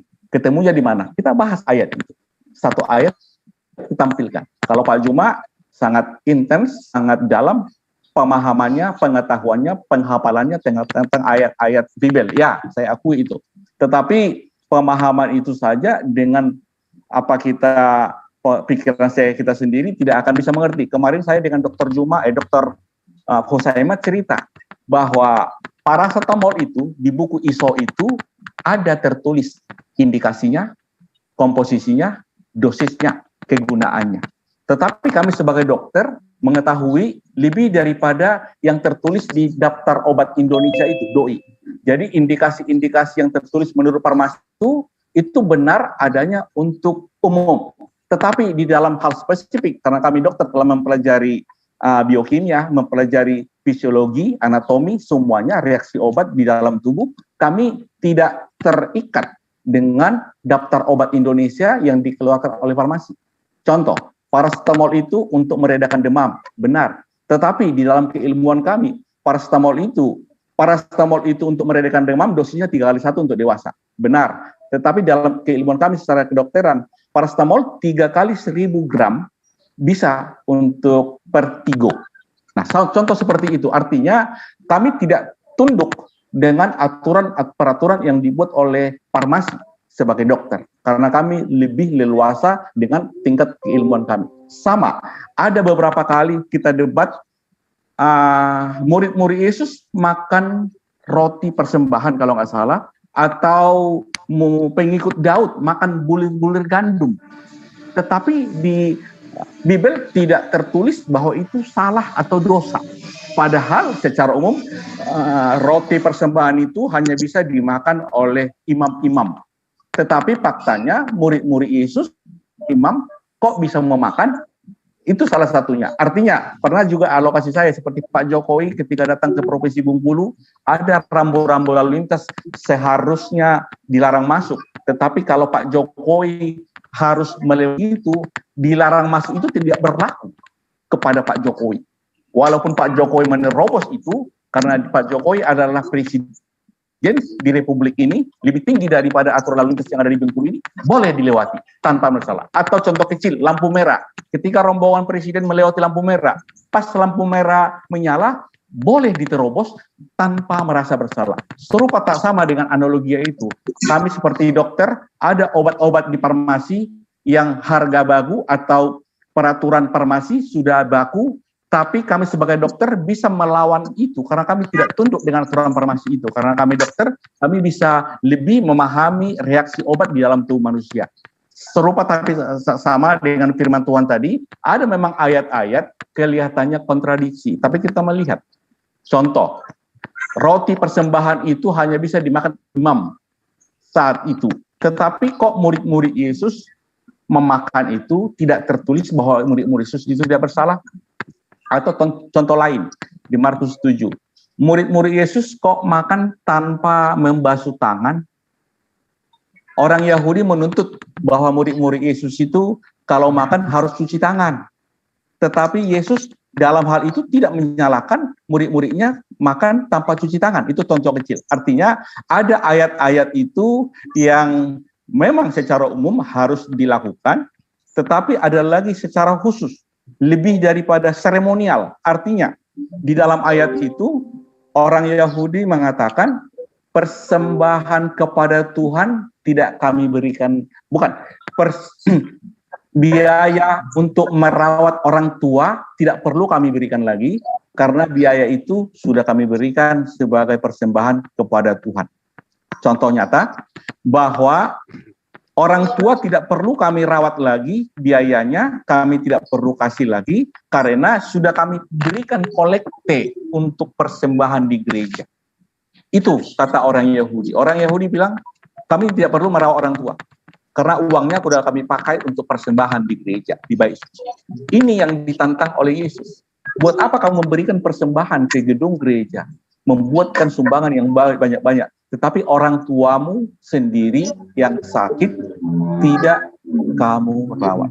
Ada lagi beberapa topik tadi yang nggak nyambung saya lihat, tetapi sayangnya si Jabat sudah keluar ya. Saya tadi mulai tengah 12 saya sudah menunggu, jam 12 kurang seperempat saya sudah masuk di grup, tapi saya pendengar saja, saya nggak mau masuk. Ada Pak Usama, Dr. Usama tadi, ada beberapa diskusi sama si Jabat, tapi akhirnya Pak Pak Juma masuk, itu pun saya lihat nggak nyambung-nyambung gitu. Jadi sedangkan ada topik aja kita bahas karena pola keyakinan kita berbeda, tentu tidak nyambung. Apalagi ini topiknya udah melantur ke sana kemari. Jadi ayat-ayat favoritnya Pak Juma di Yohanes, aku tidak berbuat apa-apa itu, Yohanes 5 ayat 30 itu saya sudah hafal, sudah ikuti jalurnya itu. Memang ada saatnya Yesus tidak berbuat apa-apa dari diri. Tetapi di Yohanes 5 ayat 19, apa yang diperbuat oleh Bapa, itulah yang diperbuat Yesus. Di ayat 21-nya, Bapa membangkitkan orang mati, Yesus juga membangkitkan orang mati. Yang jadi masalah ada beberapa memang ayat-ayat yang kurang terkenal di Muslim, bahwa Yesus itu mengutus nabi-nabi. Tertulis di Matius 23 ayat 1 dan ayat 34. Yesus itu mengutus nabi-nabi. Jadi yang jadi heran, Yesus itu utusan, kok bisa mengutus nabi-nabi? Saya nggak tahu apakah teks originalnya kemana, kalau memang banyak mengatakan aslinya di mana. Padahal, walaupun ada atau tidak ada teks itu, yang percaya itu percaya karena mendengarkan firman. Ketika firman itu diberitakan, karena firman itu adalah roh. Ketika firman itu diberitakan, janji Tuhan setiap memberitakan firman akan disertai sampai akhir zaman. Tuhanlah yang menumbuhkan orang imannya kepada firman itu. Bukan cuma di Kristen aja. Ketika pertama kali saya PTT di daerah di daerah terpencil di Bengkulu ini, hari pertama saya malam-malam ada wirid, ada yasinan atau apa itu, ada orang Muslim ngajak saya, aku dikasih buku, entah buku hadis atau apa itu, mereka juga baca itu, dan mereka berdoa hafal luar kepala. Setelah acara selesai, saya bertanya di kiri saya, Bapak tahu nggak baca ini asli? Enggak, saya nggak tahu baca. Pak imamnya sendiri pun nggak tahu baca. Tetapi Bapak kok bisa pegang buku itu? Kenapa Bapak lancar berdoa bahasa Arab ini? Saya bilang, karena saya dengar, saya hafal. Jadi artinya banyak orang yang percaya karena mendengar, bukan karena membaca, bukan karena menyelidiki, bukan hanya merenungkan sendiri, tetapi mendengar, setelah didengar dan direnungkan. Jadi banyak orang yang percaya kepada Tuhan hanya karena mendengar dan melihat, bukan karena membaca. Demikian Pak Juma. Baik, makasih Pak Adi tentang paparan-paparan Bapak itu ya. Saya awali dari pernyataan yang tadi tentang apa yang saya terangkan tadi malam mengenai seorang juru selamat. Jadi ketika Bapak mengambil Yesaya 19:20 yang saya urai semalam itu mengatakan itu bukan Musa, tapi dikatakan di sini seorang juru selamat yang ada di Mesir yang membawa Bani Israel keluar dari Mesir. Orang yang dimaksud di sini siapa, Pak? Ini dulu. Boleh saya jawab? Kalau bukan Musa, lalu siapa Pak yang mengeluarkan Bani Israel dari perbudakan Mesir? Boleh langsung saya jawab? Silakan. Baik. Kalau kita mulai baca ayat 1 sampai ayat 25 satu perikop itu, kata Musa tidak ada di situ. Betul, tapi seorang kemudian, ya memang ada nama Musa, tapi yang menyelamatkan kemudian dari membawa orang-orang Yahudi ini keluar dari Mesir siapa Pak? Baik, jadi saya harus bacakan ayatnya. Boleh saya baca ayatnya yang Bapak tampilkan? Silakan. Baik, nah, kalau gini kan enak jadinya. Jadi, yang Bapak bacakan itu kan di ayat 20. Itu akan menjadi tanda kesaksian bagi Tuhan semesta alam di tanah Mesir apabila mereka berseru kepada Tuhan oleh karena orang-orang penindas, maka Ia atau Tuhan akan mengirim seorang juru selamat kepada mereka yang akan berjuang dan akan melepaskan mereka. Di ayat 21, Tuhan akan menyatakan diri kepada orang Mesir dan orang Mesir akan mengenal Tuhan pada waktu itu. Mereka akan beribadah dengan korban sembelihan dan korban sajian dan mereka akan bernajar kepada Tuhan serta membayar najar itu. Ayat 22, Tuhan akan menghajar orang Mesir dan akan menghajar dan menyembuhkan dan mereka akan berbalik kepada Tuhan dan Ia akan mengabulkan doa mereka serta menyembuhkan mereka. Jadi juru selamat yang di sini menurut iman saya, menurut pemahaman saya adalah Tuhan. Berarti Musa Tuhan. Musa nggak ada di sini, Pak. Iya, tapi Tuhan menggunakan siapa di situ, Pak, untuk menghajar orang Mesir? Yang menghajar bukan Musa, tapi Tuhan. Loh, yang melakukan mukjizat di tengah-tengah Fir'aun itu siapa? Tuhan. Tuhan lewat Musa. Nah, Musa, ya? Gitu. Yang harus Anda akui secara ilmiah gitu. Jadi Tuhan menghajar Mesir dan memperlihatkan bukti kebesaran Tuhan melalui Musa. Makanya ada perintah, eser, katakan kepada mereka, aku adalah aku. Jadi Musa juga mengaku Tuhan. Bahkan Harun diangkat menjadi nabinya. Gitu loh, Pak. Ya. Jadi yang saya katakan dalil Yesaya 19:20 ini, meski tidak disebutkan di situ namanya Jokowi, tapi dikatakan presiden terakhir Indonesia tahun 2022, itu pasti Jokowi, Pak. Seorang juru selamat yang berkarya di hadapan orang Mesir, yang diutus oleh Allah kepada Fir'aun untuk menyatakan keberadaan Allah, itu adalah Musa. Nah, kemudian di dalam Hakim-Hakim 3 nomor 9, Tuhan juga mengatakan begini, lalu berserulah orang Israel. Nah, ketika orang Israel ini berseru kepada Tuhan, Tuhan selalu mendengarkan seruannya. Maka Tuhan membangkitkan seorang penyelamat bagi orang Israel, yakni Otniel, anak Kenas, adik Kaleb. Gitu, Pak. Jadi Allah itu memang juru selamat. Ketika Allah menerangkan di dalam Yesaya 63 nomor 9, dan segala kesesakan mereka, bukan seorang duta, bukan seorang utusan, melainkan Tuhan sendirilah yang menyelamatkan mereka. Dialah yang menebus mereka dalam kasih-Nya dan belas kasih-Nya. Ia mengangkat dan menggendong mereka selama zaman dahulu kala. Jadi, Pak, Tuhan yang Maha Juru Selamat ini, itu mengutus utusannya untuk mengarahkan manusia untuk selamat. Jadi kalau ada sosok manusia datang mengaku jalan, dia bukan juru selamat, tapi dia penunjuk jalan menuju kepada Allah. Kalau dikatakan, oh tidak, hanya Yesus yang juru selamat. Buktinya, tadi kita sudah melihat siapa yang kemudian menjadikan karya Tuhan sebagai juru selamat itu terpapar di depan orang-orang Mesir. Musa, berarti Musa juru selamat. Tetapi dia utusan. Makanya Allah mengatakan, bukan duta, bukan utusan, tetapi aku sendiri. Cuman melalui karya utusan. Makanya Yesus ketika dia datang, kalau kita kesampingkan iman Kristen terhadap Yesus, apa pengakuan Yesus? Maka Bapakku yang di surga akan berbuat demikian juga terhadap kamu. Apabila kamu masing-masing tidak mengampuni saudaramu dengan segenap hatimu, maka Bapakku yang di surga juga berlaku demikian. Apa kata Yesus? Jawab Yesus di dalam Matius 15 nomor 13. Setiap tanaman yang tidak ditanam oleh Bapakku yang di surga akan dicabut dengan akar-akarnya. Aku tidak dapat berbuat apa-apa dari diriku sendiri. Lalu kemudian dikatakan begini oleh Yesus, bahwa hidup kekal itu, aku meminta kepada Bapa, ya, di Yohanes 14 nomor 16, terkait dengan utus-utus Nabi yang Bapak sebutkan tadi, aku akan minta kepada Bapa, dan ia akan memberikan kepadamu seorang penolong lain supaya ia menyertai kamu selama-lamanya. Dia minta kepada Bapa. Berarti Yesus ini posisinya juru selamat, atau dia hanya oknum yang ditunjuk oleh Allah sebagai juru selamat bagi Bani Israel. Ternyata Yesus selalu bersandar kepada Bapa yang ada di surga. Berarti bukan utusan yang menyelamatkan, tetapi dia sang pengutus yang menyelamatkan. Yesus ketika datang ngaku utusan. Ada ratusan ayat di dalam kitab Bapak yang mengatakan Yesus mengaku dengan mulutnya utusan. Apakah Yesus ketika datang masih ada kekuatan di belakang dia? Ada.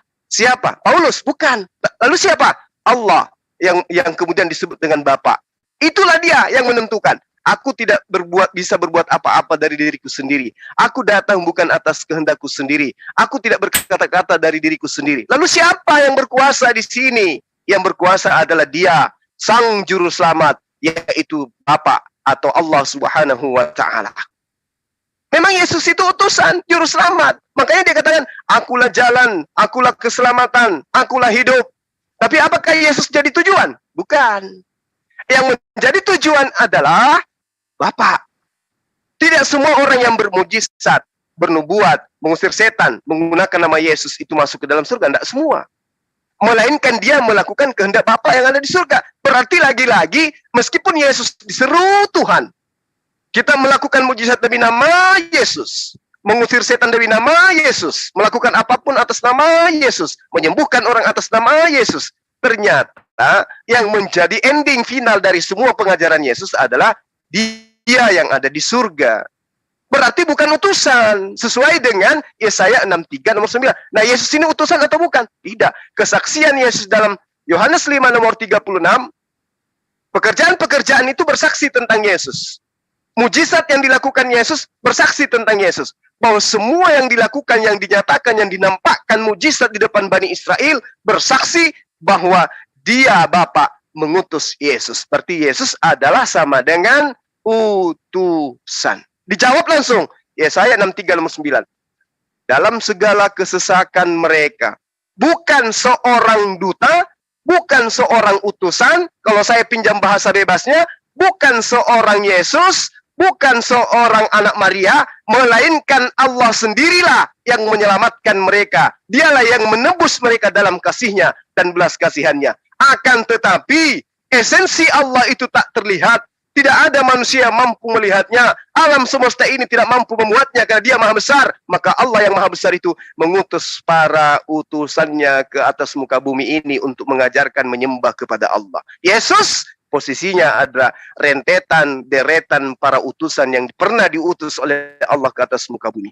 Musa utusan, Daud utusan, Kores utusan, Harun utusan, Yesus juga utusan. Utusan terakhir khatan nabiin, Nabiullah Muhammad sallallahu alaihi wasallam. Saya kira begitu, Pak. Jadi sehebat apapun Bapak mengurai tentang Yesus, tetap saja posisi Yesus adalah utusan Allah yang maha suci lagi maha tinggi. Silakan.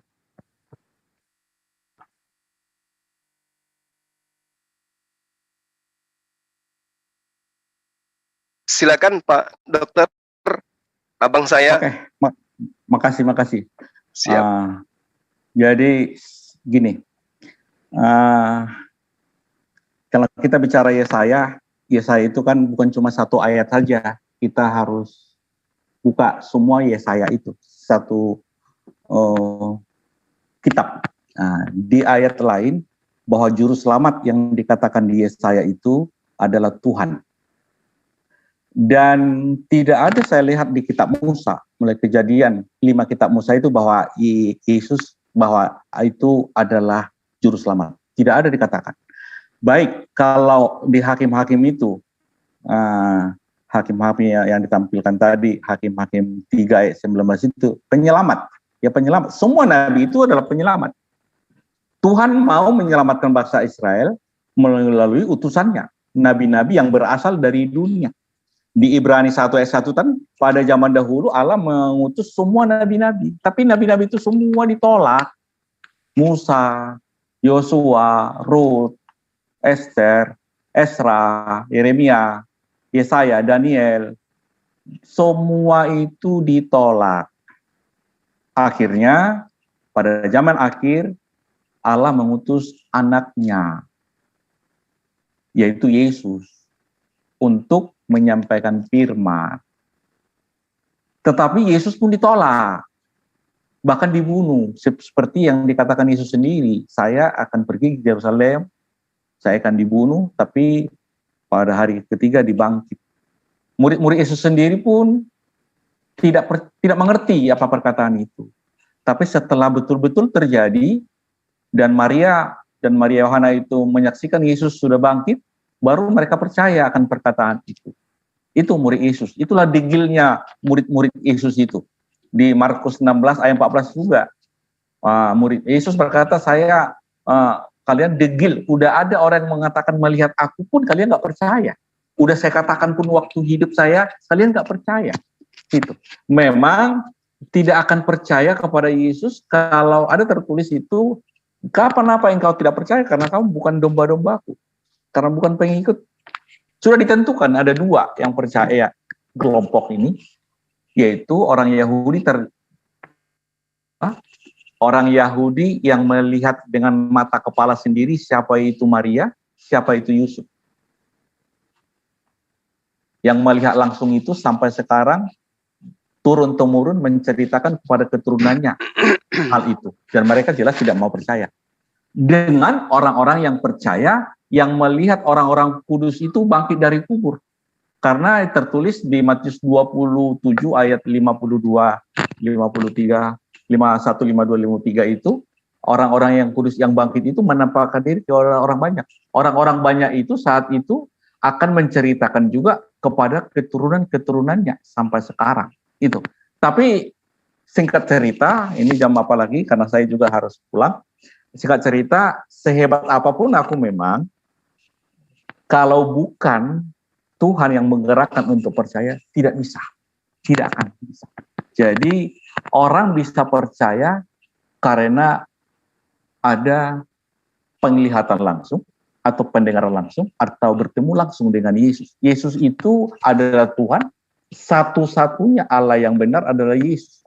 Kenapa? Ini percaya, dasar percaya saya yang tertulis. Yohanes 3 itu yang dipahami oleh Muslim berbeda dengan pemahaman saya, bahwa Yohanes itu, inilah hidup yang kekal itu, bahwa mereka mengenal Engkau satu-satunya Allah yang benar. Engkau itu adalah Bapa. Karena di ayat 1, Yohanes 7:1, Yesus berkata kepada Bapa. Bapa yang ada di Alkitab itu, Matius 28 ayat 19, baptislah mereka di dalam nama Bapa dan Anak dan Roh Kudus. Di Kisah 2:38, bertobatlah dan hendaklah masing-masing memberimu dibaptis dalam nama Yesus Kristus. Jadi Bapa, Anak bukan nama, Roh Kudus bukan, tapi Yesus Kristus adalah nama. Di Yohanes 17 juga, nama Bapa telah diberikan kepada anak. Yohanes 17 ayat 6, Yohanes 17 ayat 11, Yohanes 17 ayat 12. Nama Bapa telah diberikan kepada anak. Jadi nama anak adalah Yesus. Nama Bapa yang telah diberikan kepada anak itu adalah Yesus. Iman dan percaya saya. Jadi Tuhan Yesus adalah satu-satunya Allah yang benar. Cuma terlanjur orang banyak mengetahui bahwa Yesus itu adalah lahir dari Maria. Mereka tidak tahu bahwa sebelum dunia ada, Yesus sudah ada.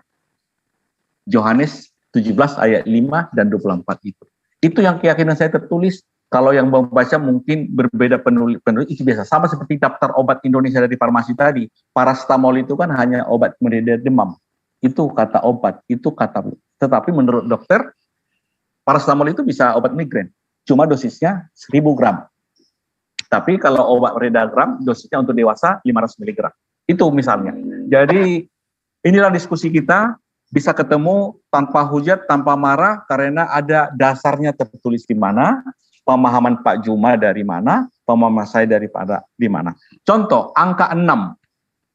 Bisa kita sepakat angka 6, bahwa itu benar 6, kalau posisi cara pandang kita sama. Tetapi kalau posisi kita berbeda, saya bisa angka 6, tapi Pak Juma bisa melihat itu angka 9. Karena posisi kita yang berbeda.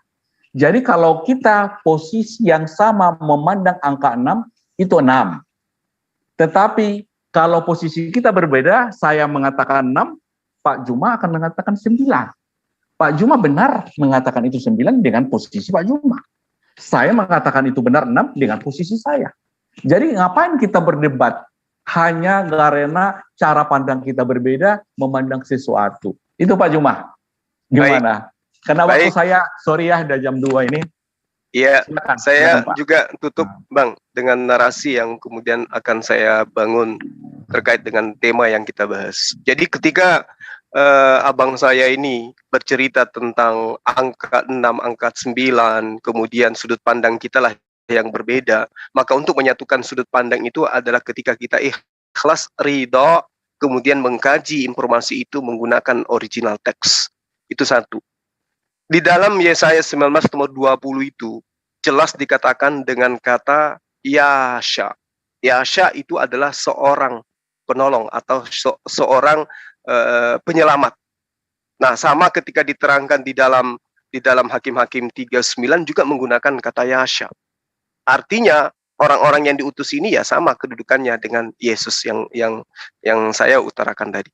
Nah, terkait dengan hal ini, saya hanya ingin mengatakan bahwa Yesus adalah orang Yahudi yang sejak lahir, anak-anak, dewasa, remaja, itu sudah dikenal sebagai manusia yang patuh pada tradisi keagamaan dan hukum-hukum yang berlaku di kalangan orang Yahudi.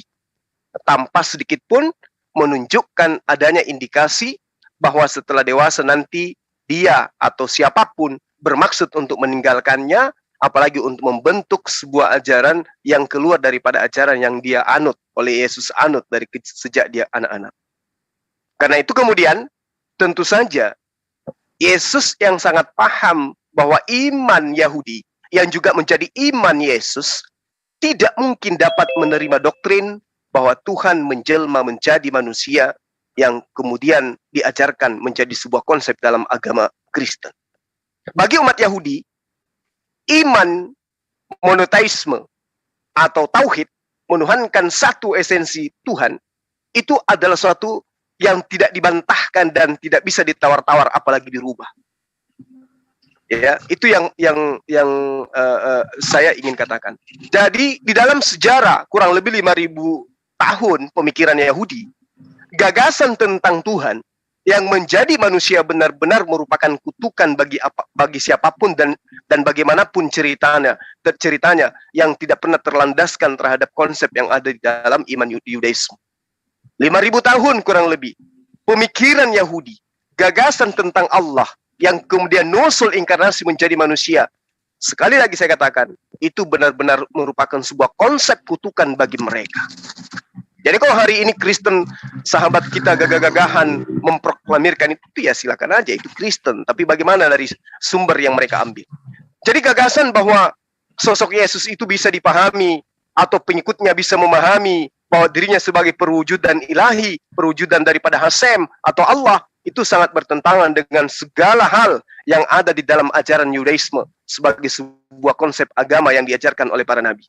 Kesimpulannya, yang paling jelas kemudian adalah bahwa kekristenan itu sudah terlanjur membentuk sebuah kontradiksi yang sangat fatal terkait tokoh sentral dalam iman mereka, di dalam ibadah mereka, di dalam ketuhanan mereka, yakni bahwa Kristen kemudian hari ini dan selamanya akan melukiskan sebagai sosok yang mustahil sama sekali dalam kehidupan yang sebenarnya, yaitu Yesus menjadi Tuhan yang adalah Tuhannya bagi Bani Israel, di mana Yesus sendiri ketika dia datang, visi misinya, tujuannya, pembuktiannya, persaksiannya terhadap bagi Bani Israel hanya sebagai seorang guru, hanya sebagai seorang pengkhotbah, hanya sebagai seorang imam, dia hanya seorang rabi, dia hanya sebagai pembimbing, penerus daripada ajaran Musa di tengah-tengah Bani Israel. Jika kemudian umat Kristen, sahabat saya, teman-teman ini menginginkan kemudian adanya Tuhan yang berasal dari manusia, atau manusia yang kemudian dirubah tubuhnya menjadi tubuh kemuliaan menjadi Tuhan, atau apapun ceritanya, maka teman-teman Kristen harus mencari orang lain sebagai pengganti Yesus. Kenapa? Yesus hanya pengkhotbah, dia hanya imam, dia hanya Mesias, dia hanya nabi, dia hanya utusan di kalangan umat Yahudi. Apalagi Isa ibnu Maryam di kalangan umat Islam, dia hanyalah seorang Nabiullah, dia hanya seorang Rasulullah. Oleh karena itulah kemudian ketika sahabat Kristen pingin kali mencari Tuhan dalam rupa manusia, ya saya harap silakan mencari Tuhan tokoh-tokoh lain, karena Yesus itu adalah seorang imam, dia adalah seorang rabi, dia adalah guru bagi Bani Israel, dia adalah pengkhotbah di dalam sinagoge tempat ibadahnya Yahudi, di mana mereka yang masuk ke dalam rumah ibadah itu harus lebih utama untuk mensucikan diri, berwudu, bersunat, lalu kemudian bisa masuk ke dalam rumah ibadah mereka.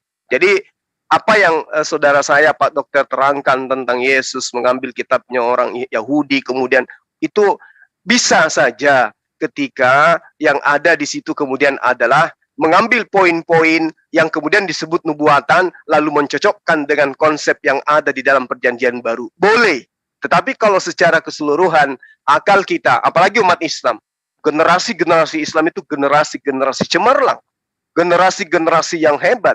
Apalagi netizen-netizen saya, itu mereka orang yang sangat kritis, mereka adalah militan yang sangat luar biasa, yang tidak bisa kemudian dirubah mindset berpikirnya berdasar terhadap Al-Quran, berdasar terhadap perjanjian lama, bahwa Tuhan pencipta langit dan bumi itu tidak akan pernah mungkin berubah menjadi ciptaan. Tidak akan pernah mungkin berubah menjadi manusia. Apapun kemudian, dalil seperti apapun kemudian yang dibangun, seperti apapun kelihaian daripada gereja-gereja mengambil kitabnya Yahudi, mencocokkan Tuhan datang dilahirkan pada tanggal 25 Desember dan seterusnya, itu tidak akan membuat umat Islam berkembang dari menyembah kepada Allah, esensi pencipta langit dan bumi, yang mengutus Nabi Isa, yang mengutus Yasa kepada Bani Israel. Demikian saya kira seperti itu sahabat saya, utamanya Pak Dokter. Terima kasih atas waktunya Pak, di tengah-tengah kesibukan Bapak meluangkan waktu untuk berdialog. Saya salut, semoga Allah memberikan hidayah kepada Bapak. Itu adalah hal yang terpenting bagi saya sebagai saudara, mendoakan Bapak untuk itu. Dan saya juga mendoakan supaya kita semua ya sebagai warga negara Indonesia senantiasa mengarahkan dialog ini saban hari menjadi sebuah dialog-dialog yang sifatnya membangun persaudaraan antara anak bangsa. Saya kira begitu dari saya. Terima kasih atas semua perhatian teman-teman yang ada di room Zoom ini, dan lebih-lebih terhadap netizen yang dari tadi menemani kita semua. Sekali lagi saya harap kepada teman-teman yang ada selalu masuk ke room ZZZ MMCI agar memiliki channel YouTube masing-masing supaya bisa dengan mudahnya menyampaikan informasi hasil dialog antara Islam Kristen, di mana dua agama ini adalah orang-orang yang memiliki dedikasi terhadap kecintaan terhadap agama masing-masing. Itu bisa menyampaikan kabar berita kepada penduduk Indonesia tentang Islam Kristen, itu ternyata berdialog itu adalah sesuatu yang biasa aja. Jadi mengenai SARA, tentang ketegangan-ketegangan yang terjadi selama ini sebelum ada dunia sosial, sebelum ada dunia digital, ya mungkin kita sensi, mungkin kita itu tabu ya mendengarkan tentang sesuatu yang berseberangan. Tapi dengan adanya channel-channel seperti ini, kita sebarkan, ternyata berbicara mengenai Tuhannya Islam dan Tuhannya Kristen dalam satu forum itu hal biasa. Jadi tidak perlu lagi menjadi hal yang menakutkan. Justru saling mengenal antara satu sama lain itu penting untuk kita mengetahui bahwa batasan-batasan saudara kita agama Kristen dan batasan-batasan agama kita Islam itu ada. Lakum dinukum waliyadin, tetapi tetap saja dialog itu harus dibangun untuk saling kenal satu sama lain. Silakan beriman, yang mau beriman terhadap Allah, yang mau ingkar silakan ingkar, yang mau beriman terhadap ketuhanan Yesus silakan beriman, la ikraha fiddin, tidak ada paksaan. Dialog dibangun hanya untuk melenturkan uras saraf supaya umat Islam dan umat Kristen itu menjadi sebuah kekuatan untuk negara ini, membangun bangsa menjadi satu bangsa yang disegani di antara bangsa-bangsa yang ada di dunia. Demikian para sahabat, saya akhiri. Terima kasih atas perhatiannya. Salam satu Tuhan. Assalamualaikum warahmatullahi wabarakatuh. Waalaikumsalam warahmatullahi wabarakatuh. Burunda. Ya. Bang, ntar malam ada ini, terus ada jadwal sama Meme, ada dari ini juga, dari Kristen yang lain. Terus ini juga ada tantangan juga nih dari 4 orang nih, menantang Muslim ke JCC besok. Oh itu besok ya? Jose ya, Bro Jose, Tom, sama Daniel, sama Bro Amalak ya, si Herdi. Oh iya, ketemu membahas tentang ini ya katanya ya, membahas tentang nama Tuhan ya. Iya, apakah Allah itu nama pribadi? Ya, abang Bang More sama Indra Mose sama Swipe. Oh iya, saya sebagai penari latar aja berarti, karena itu guru-guru saya semua. Pak Abang nggak boleh gitu lah Bang. Serius? Waduh, justru Abang yang di situ. Enggak lah, mereka itu orang cerdas semua. Oke, silakan. Di sini ada sahabat lama saya, Saudara Carol, dan teman-teman Muslim, silakan berdialog. Waktu dan tempat saya silakan karena di sini udah mau asar. Kasih. Iya.